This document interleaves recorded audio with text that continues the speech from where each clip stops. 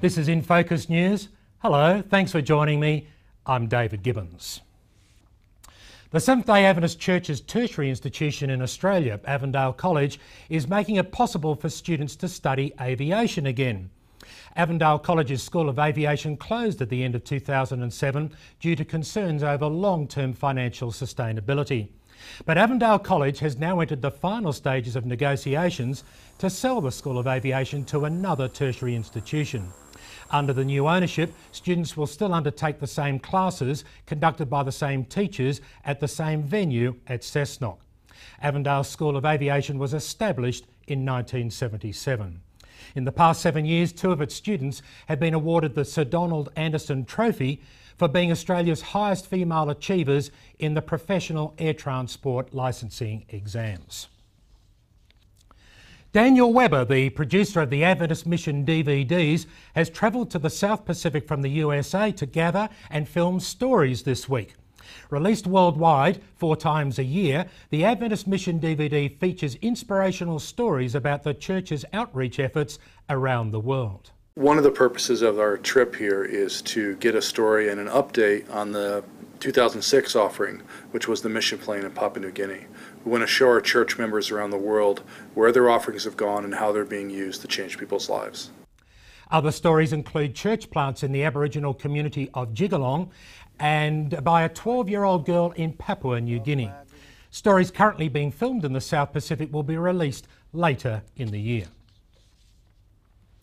10 Seventh-day Adventist church plant projects in Australia and New Zealand have received almost $300,000 in funding this year. The funds are provided by the Adventist Church in the South Pacific Centre for Church Planting. 5 of the church plant projects have already commenced in Western Australia, Queensland and Sydney.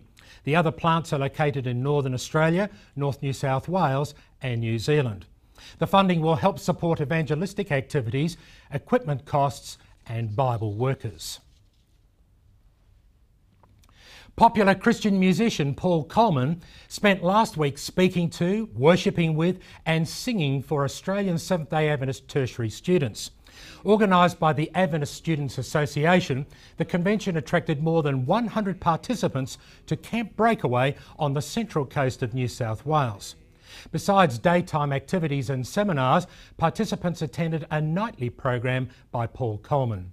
Organisers said the convention was to encourage tertiary students to develop a deeper daily relationship with God. Thousands of Seventh-day Adventists across the South Pacific have started 2009 attending regional camps. Church members met and worshipped together at campgrounds in Rotorua and Christchurch in New Zealand. Young people met for summer camps in Queensland, Northern New South Wales, South Australia and Victoria, and 600 young people from 8 Pacific Island countries attended a youth congress in Tonga. As part of the program, they were involved in community outreach, distributing food to prisoners and conducting cleanups in public places in the capital city of Nuku'alofa. In Tasmania this week, Adventists are meeting at the Devonport campground for the first time in 3 years. And in this week's colour edition of The Record, the ADRA NZ charity run raises 46,000 Kiwi dollars.